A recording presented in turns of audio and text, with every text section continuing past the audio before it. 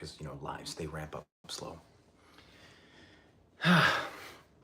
Guys, we all have money. We've got a little bit of money to spend, and we like to spend money on some wrong things. These are the 9 things that you're absolutely wasting your money on. Coming from the perspective of a millionaire, I want to help you out. There are things that are keeping you from making a ton of money in the future. They're distracting or just bad investments. And at the end of this video, I'm going to tell you what to spend your money on instead. What's up, Omar? Welcome to the live stream. My name's Sean Rakidzich. I've made tens of millions of dollars doing Airbnb, but I also grew up super broke. I was homeless at 23, and I built my first business at 24, and I made a lot of dumb mistakes. So like this video, please, because since this is a live stream, that's what YouTube tends to care about, is that you like it. And follow if you aren't there yet. So number one, this is going to be controversial right away, and I've got a story to tell you. The first thing you're wasting money on is buying anything new. Not just in this economy too, but some of you might know what I'm getting at.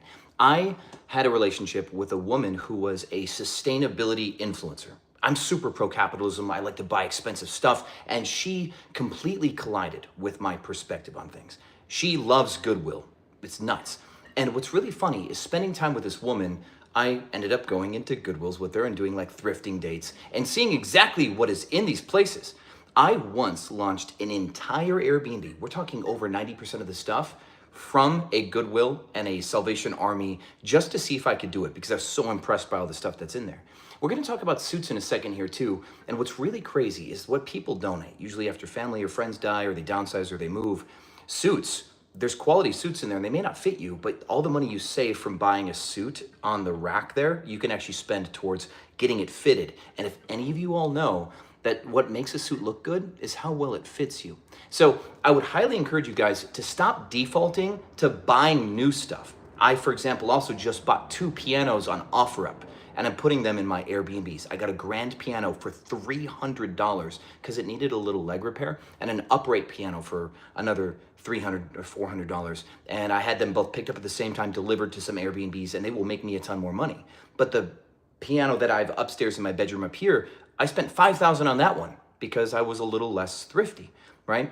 The value you get from something is not correlated to the money that you spend on it, all right? Be careful.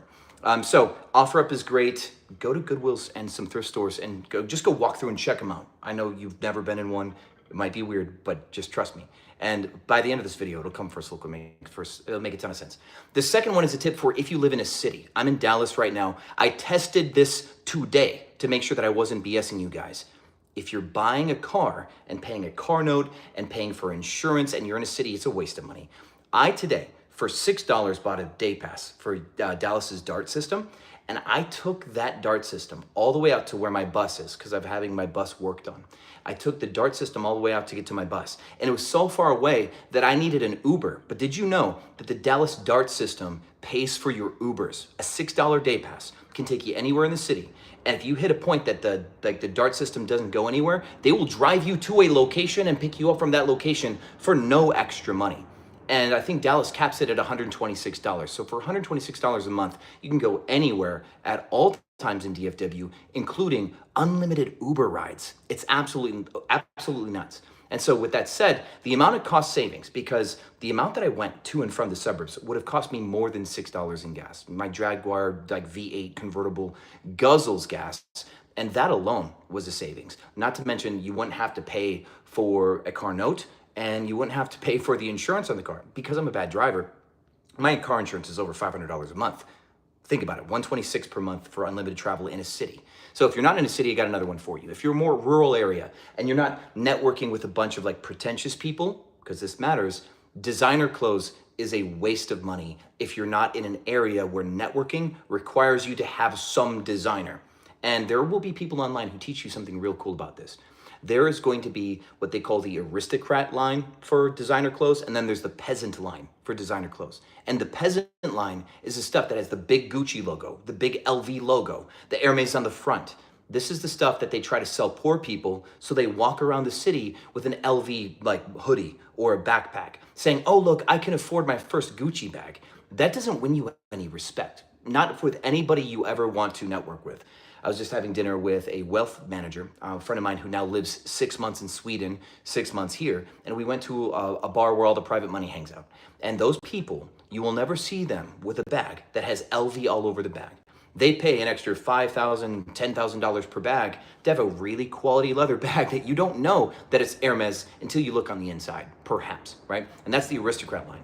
And in a city like this, you may find that to network with the right people, you have to have a good craftsmanship of clothing that you wear, but it still may not mean that you have to buy designer. And if you're in a rural area that no one knows any better at all, or their value system is different, why waste your money on designer stuff?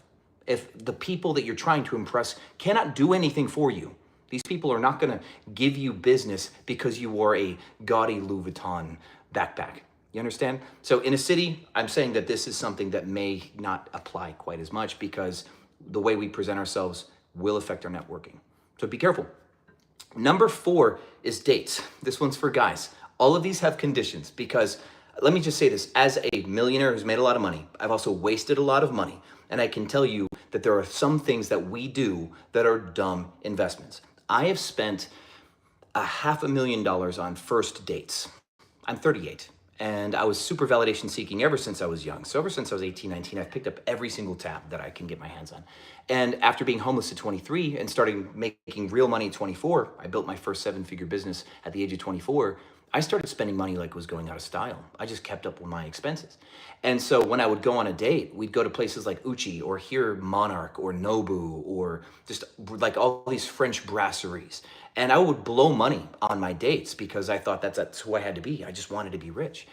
I could have had a Lamborghini and then some with the money I spent on these dates. And out of the thousands of first dates that I had, because I was a slave to dating apps and being social, I am currently single. None of them worked out, right? So I did literally wasted $500,000 on dates. And there's something that has worked for me, for you men. This is controversial, ladies, don't get mad at me, I'm sorry. But if you are a man that's working on your career, that you have things you can do with your time, like build a business, instead, yeah, maybe pay for a couple premium dating memberships. And I call this fishing. Instead of chasing, start fishing. So spend your time working on your business. Like right now, I'm shooting a YouTube video. I'll probably shoot some other stuff. I'm gonna go to the gym. I'm gonna work on my companies, whatever. And I'm gonna spend my time on that. I'm not gonna go text women, hit them up and go, what are you doing tonight? Stuff like that. But I can have a dating app where I can put my best foot forward and be hyper specific about who I am and what I'm looking for.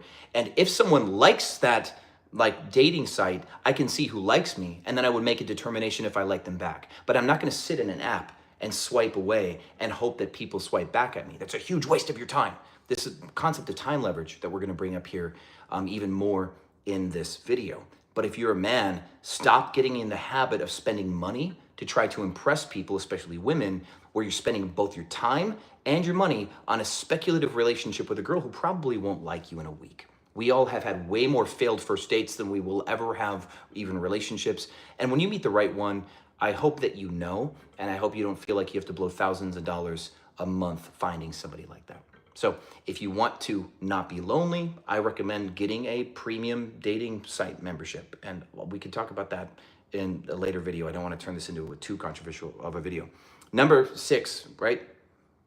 Number 5 is courses. And this one is actually telling on myself a little bit. A lot of you know me as the guy who teaches Airbnb. This is the biggest YouTube channel for Airbnb, by the way. I'm based in Dallas, Omar. And I sell a course on how to Airbnb. But no, a newbie should not buy that course.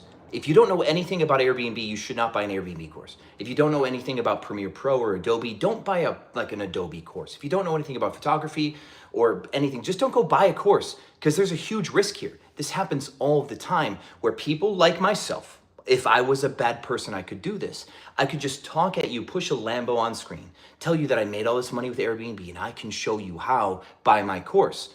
And you don't know any better to know that maybe I don't know what I'm talking about. There's so many people pushing online educational products because the money is really good. For example, I shot the majority of my course 5 years ago because Airbnb, it's a lot of timeless stuff. And I spend a lot of my time coaching, which keeps my stuff fresh. But every time that somebody signs up for one of my courses, I just have to pay my sales guy his commission. And I've got a team that manages the back end. My margins are at least 85%. Even after paying commission, I keep 85% of everything I collect from a course. And because the money is so good like that, everybody wants into the game. And so all of these people are learning to influence online to try to impress you just enough to get your trust so they can take $5,000 or $10,000 from you. If you do not know enough about a thing like Airbnb or editing or fitness to know who is full of shit, you should not be buying your course. So at bare minimum, please learn everything for free, enough so that way you can be discerning to know who's just like some weird influencer that's flexing.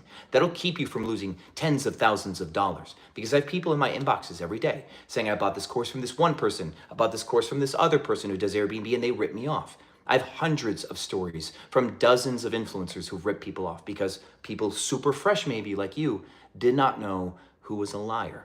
So don't buy courses, and that includes don't buy mine. For a long time, don't buy mine. Most of my course students now are hosts, they are already pre-established ones, and they've known me for years from this channel. So, but you, if we've just met, don't buy one, okay guys? Number 6 is non-leveraged on-demand services. This is nerdy, but this is a huge waste of money, again, conditionally. You have probably paid for Uber Eats. You've probably paid for Wi-Fi on an airplane before, right? If you're getting a Wi-Fi on the airplane to doom scroll on Instagram, it's a waste of money. If you are getting on Wi-Fi on an airplane because you are working on something for your business that needs connectivity, then cool. If you're getting Uber Eats because you're just being a lazy POS and want to bed rot all day, that is a huge waste of money. But if you're ordering Uber Eats because you're working with like a team, or you're working on something that you don't want to pull your focus away from because you're just in this moment, you're not going to cook. As an ADHD person, this happens to me a ton. Well, then in that case, paying the extra 20, 30 bucks for dinner to come to your door without you prepping and switching your focus, that could be worth all the money in the world if you're on a hot idea. But you have to recognize that these on-demand services and these things that we pay a bunch of extra money for are only valuable if the time that you're spending right now is worth more money than the money that you're spending on that service. Make sense? So if you're not making $100 an hour doing what you're doing right now, then don't spend $30 on a extra service just to deliver your food. Be disciplined. This piles up. And plus, if you get so in the habit of spending money on all these little things like Uber Eats, that money will just funnel away, and you actually become you become more less self-reliant. You become less and less self-reliant, and that will pile up against you when the time comes in the future for you to really be disciplined and buckle down. So discipline is a big part of this too, not just money. I think this one's number 7, and this one's bad. I had to learn my lesson on this. You guys might have seen a previous video where I'm talking about loneliness and regret and stuff. And number 7 is alcohol. There's really no reason why you should be spending money on it, ever, right? It costs $15 to $25 for a drink at the bar, and you're hanging out at the bar to meet people, and you feel like you need to have a drink because everybody else is out there having a drink. Do you think that they're so great because they bought a drink for 20 bucks? That's not what makes them cool. The fact that you don't drink is actually going to make you interesting. And especially overpaying for something like that at a bar was just going to eat into your pocket.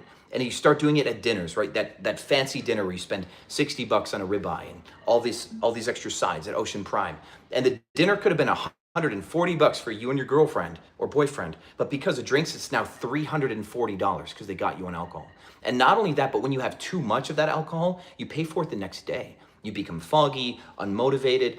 I've lost days of productivity because I drank too much, right? That not quite even a hangover, just that looming yucky feeling in the back of your head that just keeps you from really wanting to do anything too difficult that day. I've lost huge amounts of productivity from alcohol. And again, not just dates, like going on dates was a lot of money, but going out drinking with my friends, still a lot of money, and it cost me a lot of productivity. I really don't even recommend buying alcohol and keeping it at your house, because why are you reaching for it, right? If you can build a different relationship with yourself where you don't reach for alcohol to solve your problems or your discontent or the fact that your mind is just racing all the time. As an ADHD person, I get this. If you can get past that, there's a lot of value there. And I'm not telling you this from a place of being holier than thou, because again, in my last video, I talked about after my big heartbreak, I fell in love and got my heart crushed. I spent 2 years, I would call it subtly drinking, functionally having 1 or 2 drinks a day, just kind of numb the pain for damn near 2 years straight. So I'm telling you firsthand, this is ruined a lot of my 2 years. I've done great still for on my total scorecard for life, but I could have done much better if I wasn't drinking. Just gonna be real about that. Number 8 is betting, gambling and sports betting. I have a lot of friends who love sports bets. and I don't even watch sports, right? So I can kind of have this outside looking in. A lot of these guys lose. And it's not that they suck at knowing what teams are good or what players are good, but there's betting lines, right? So even if you know 50% of the time who's going to win a game or 50% of the time who's going to get more rebounds, even if you're right more than half the time, these betting lines eat into the profit of that. And some of these guys have so much ego, like me with the craps table. I was the same way for a while at the craps table, and I'm kind of the same way playing poker now. I overestimate my own ability to be a good poker player, and this will cost me money because other people are more disciplined and better than me. And sports betting is probably one of the biggest ones out there, where you make prop bets and you think that you're really good, and you win once in a while. Your confirmation bias says, yeah, I've won a couple, so I'm good at this. And then when you lose, sometimes you're like, oh, it's circumstantial. And you'll actually gaslight yourself into thinking that your losses were not like your fault, like it's something happened, but you're still very good at this, and it will become a sinkhole where your money will disappear. I know very, very few people on this planet that are good enough at sports betting to make money at it. And what they go through to be great at sports betting, it's a full-time job. It's an absolute full-time job just to get a little bit of edge. So instead of spending all of that time, like I did playing poker or craps or even trying day trading, I tried to day trade and I lost millions of dollars. Over the last couple of years, I've lost at least 3 million trying to be good at day trading. Not only did I lose the money, but I wasted that like 8 a.m. to 2 p.m. window 4 or 5 days a week for over a year and a half, right? I just wasted that time. I could have done something else with it. You can spend this time doing something that will actually build up a long-term income and really make you money, instead of just throwing shit at the wall all the time. Swinging for the fence, whether it's crypto or stocks or sports betting. It's not a guaranteed payout. And where you should be spending your money right now is to develop a skill in your mind and then deploy cash where you have that skill in a way that you have a lot of control and there's a controlled return. My world is Airbnb. So I know that I can put furniture into a place, paint the walls the right color, and talk to the guests the right way in the right neighborhood. And my rental property, one I don't even own, I'll rent it from a landlord. That rental with furniture will make me more money than my rent. And I can, in a controlled way, make a steady return. That requires a skill that I've developed. Same thing.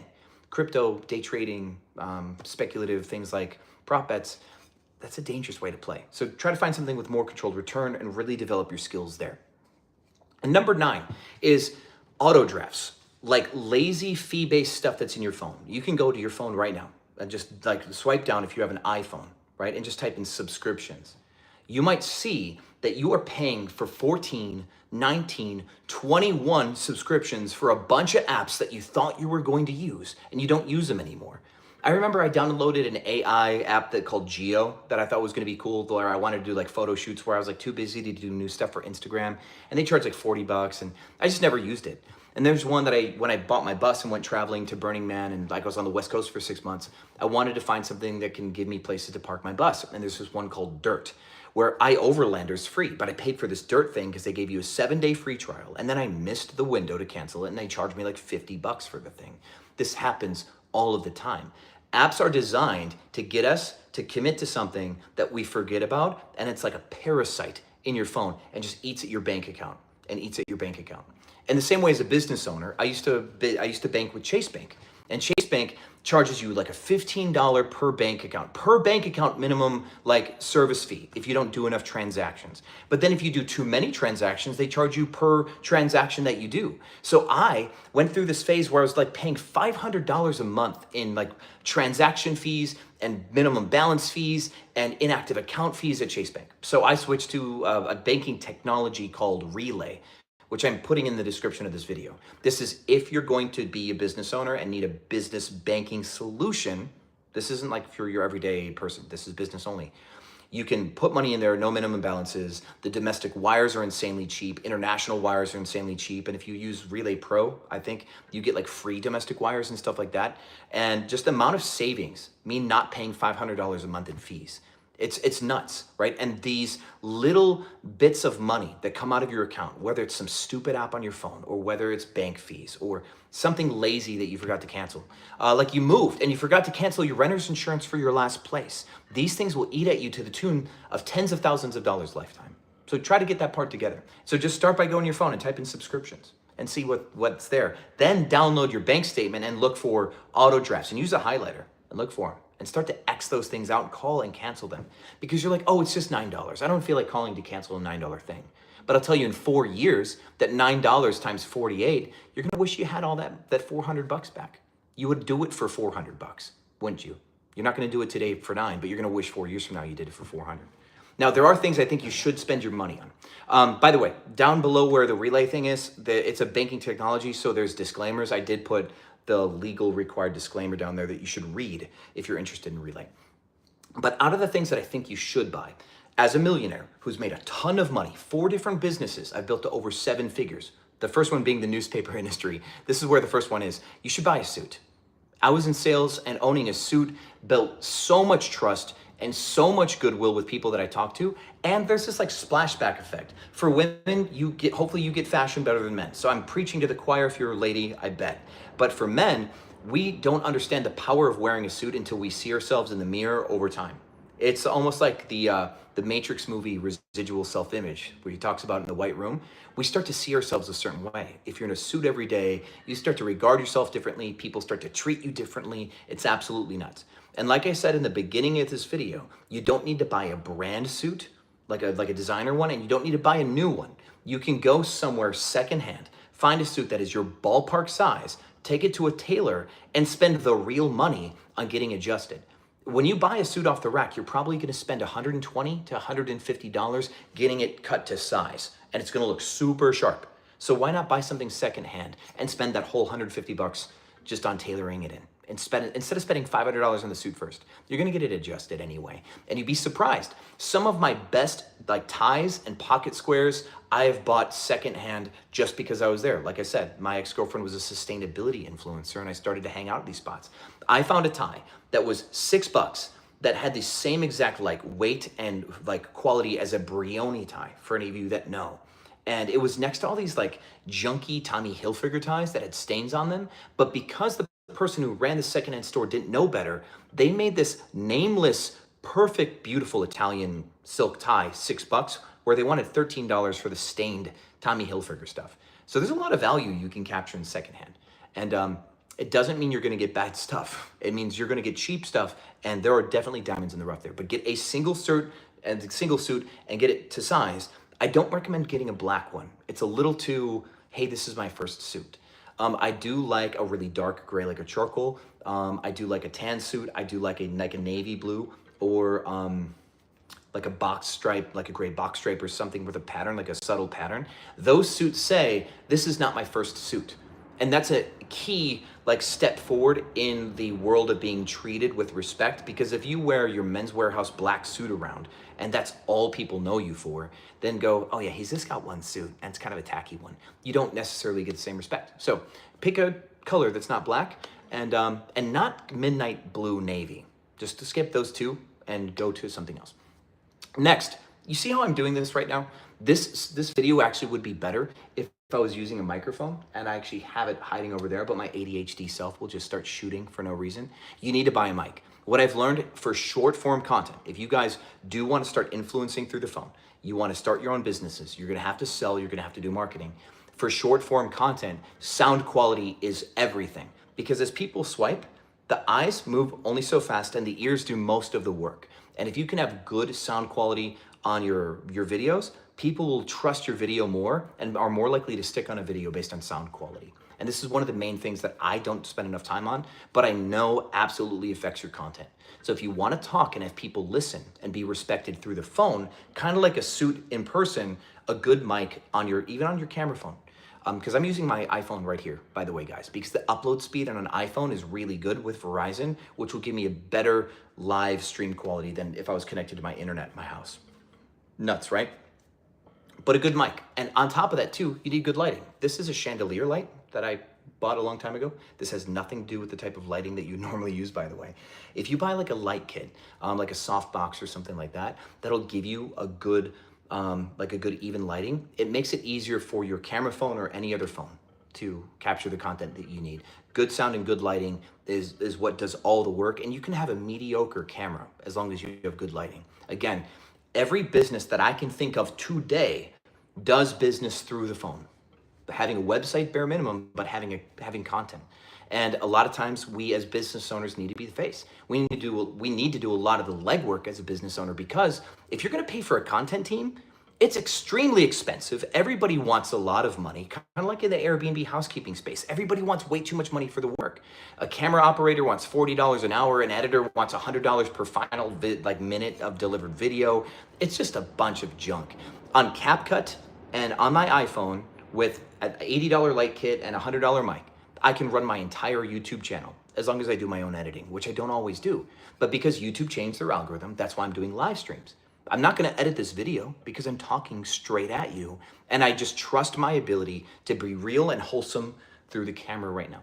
And I'm not going to spend my money on editing and all this junk where YouTube may or may not show you this video because the YouTube algorithm just went sideways, and a lot of hosts are kind of lost in the dark. So again, if you would like to help this video reach more people, I'm going to shamelessly ask for a like one more time, because for live streams, I think, this is a theory, I'm still testing this, that I think likes really are the main indicator of interest for a live stream. So thank you for your support. And then further on, we've got the camera, we've got the camera on your phone was number 4 of the things I think you should buy. You should have a smartphone with a good camera, but even more important than owning it, you need to protect your camera lens and keep it clean. I have another phone over here somewhere that just because I keep putting it in and out of my pocket with jeans on or whatever, I've scratched the outside of that phone so much it does not capture good quality anymore. It's a perfectly fine iPhone, but for content with you guys, you'd look at me and go, dude, what's wrong with his lens? Dude, clean your lens, bro. But it's actually not that it's not that it's unclean. It's just so worn out. And so just like with the suit, let's put it all together. Your mic, your lighting, and your quality of camera lens puts a digital foot forward, your best foot forward, like wearing a suit, where it says, you can respect me as I speak on camera, because people will size you up like that, especially with short form content. In half of a second, they'll go, this guy's a loser, swipe. This girl, she has nothing to say, swipe. And that's the big thing, is we have to kill the swipe, the swipe away, and we need to find a way to command respect just in the very first second, like the millisecond before we even say what we're going to say. We have to present ourselves in a way that breeds enough goodwill. And those are probably the big 3. If you're going to do stuff through your phone, and I know all of you do, not a single one of you doesn't make content. It'd be impossible. With that said, a journal. You're on your phone right now, most likely. Most people who watch my content do it from their phone. And you might watch this tonight. It might be 11 p.m. when you're watching this, and you're supposed to be sleeping. And the problem is you're going to doom scroll, and you're going to watch 30, 45 minutes of content, and you're going to have this light in your eye, and then you can't sleep. You've totally messed up your brain's ability to shut down. But if you had a journal instead, like this, instead of you looking at your phone to be productive and write notes and stuff, you could, in your journal, write stuff down with a soft light, not kill your eyes, be productive until the moment you shut your eyes and go to bed. Just close this and put this by your bed. And if you wake up with a killer idea, you can write it down in the journal too. You do not need to use your phone. I've actually coached one of my friends he's really big into body hacking, and this is one of his biggest problems, is the doom scroll, and it affects his whole life. And I told him, make a rule that after 8 p.m., you're not going to touch your phone anymore. So he's actually built a lifestyle built around things like having things like journals, so that way he has no reason to touch his phone after 8. And he's getting much better sleep. He's super productive. He's waking up earlier. He's more refreshed when he wakes up. He gets to the gym earlier because he was missing gym days. I go to the gym with him, and I know he was missing gym days, and he's getting better at it. Your phone is your enemy. It's a tool, but it can be your master at the same time. I mean, because the 3 tips of what to buy before this had to do with your phone. Mic, lighting, and keep your phone lens clean, right? So your phone is a tool if you can be better than your phone. And a journal is a great way to make sure that your phone doesn't become your master. It's a big deal. Even I struggle with content consumption because as a creator, I'm constantly looking for ideas, new angles, new hooks, new intros. And in the name of trying to get a new intro, what do? We scroll, and then we end up doom scrolling. We forgot why we were here in the first place. And I know you do this too. You open your phone in the name of going, I need to figure out what's going on, what's trending, so I can be part of the conversation. But next thing you know, you're a little zombie, right? It's rough. Gym memberships, speaking of, my friend. This is one of the things I really think all of you should already be spending money on. And if you're not, I will tell you that my going to the gym every single day completely affects the way that I handle my problems, the level of energy that I have consistently throughout the day, the way that I show up on camera. Not to be vain, because I'm not jacked. I'm not some super jacked guy, but I look good enough that I don't have to worry about how I present myself on camera. And I remember back in the day, like if you go back 2019, 2020 on this channel, you can go back and see me pudgy. You can see me chunky, pasty skin, not healthy. And it was a lot harder for me to look like I should have been on camera 5 years ago because I just did not take care of myself. It makes it harder to make YouTube thumbnails. It makes it harder to pick your framing for your videos because you need to pick an angle that you're not ashamed of. Get into the gym and take care of your body. Be the best version of yourself. You'll have better energy, better temperament, and you will have less resistance or membrane between you and the audience, right? It just helps kill all that delay and all the doubt. And there's huge effects, like your health is a big deal. Going to the gym is huge for your health, your longevity, everything else, because you don't want to be like, even me like last year, you can go back and look at me before I cut the beard. The fact that I was drinking a little bit every day and I wasn't taking care of my body, I looked 7, 8, 10 years older than I do right now, just 2-3 months ago. It's a stark difference. You need to take care of your body. That's the main thing you should spend money on is your health, because you've heard that same quote, right? People spend their life trying to make money, and then at the end of their life, they spend their money trying to get their life back or trying to get their health back. And you don't want to get caught in that cycle. Be grateful for the youth and the body that you have and spend money on maintaining that youth, okay? Last two, real foods. That's gonna be quick, you guys get it, but processed foods are bad for you. Your body like ends up holding weight when you eat processed foods, but when you eat whole foods, your body doesn't hold the weight. I flew to Colombia once and just ate like a king, and I lost weight eating tons of food because I switched from a processed food diet to a whole foods diet, and it changed. If you guys are curious about my diet, I'm eating more paleo now, and I'm eating only grass-fed meats. I've done a lot of like studying on what I think causes heart disease. My family suffers from heart attacks. Both my grandparents on my dad's side died from them. And I think it's because we grain feed our cattle too much. And so instead of having grain-fed cattle, I'm focusing on like grass-fed lamb and grass-fed steaks when I do eat red meat. And then I also fast. I try to fast at times because eating red meat leads you to having a buildup of leucine in your body because your body can't use the amino acid representation in steak as well as it should, and you start to build it up. When John Wayne died, he had 5 pounds of undigested meat in his gut when he died. And that's a reason why you should be fasting once in a while. If you eat meat, you should fast, let your body catch back up and just like burn through all that stuff. Otherwise, it'll hold in your body and you'll age more rapidly. So whole foods and study your diet.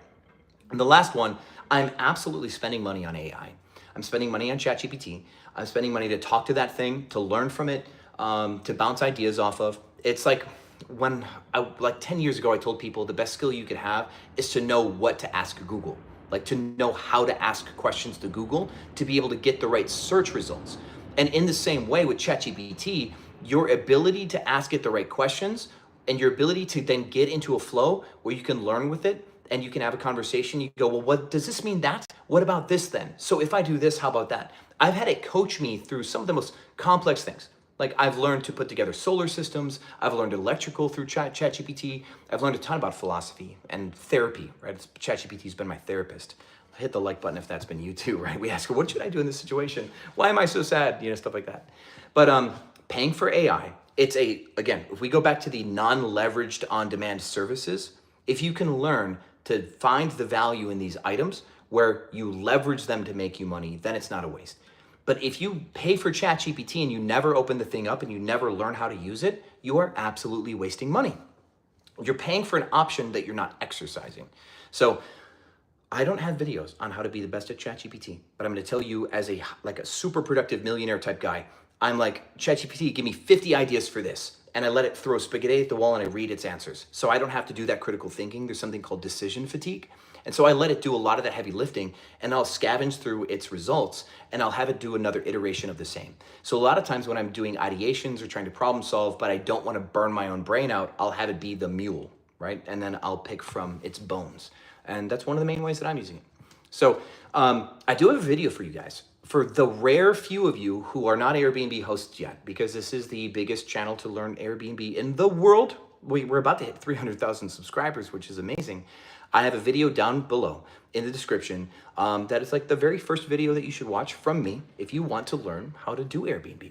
Otherwise, I've got other content that I'm going to talk like general business and stuff like that. And otherwise, if you don't care about business or Airbnb, maybe I'll just see you in another video one day that's about money. But thanks for hanging out with me, guys. I'm gonna hit the gym, and then I'm flying to Nashville, Pigeon Forge. I speak in Pigeon Forge at the Rental Retreat Expo tomorrow, March 5th. So you Airbnb hosts, if you don't have anything you're doing tomorrow, come to Tennessee, and I'll talk to you guys in person there. Thanks for hanging out with me, guys. As always, I'll see you on the other side. Jay, it's in Pigeon Forge, Tennessee.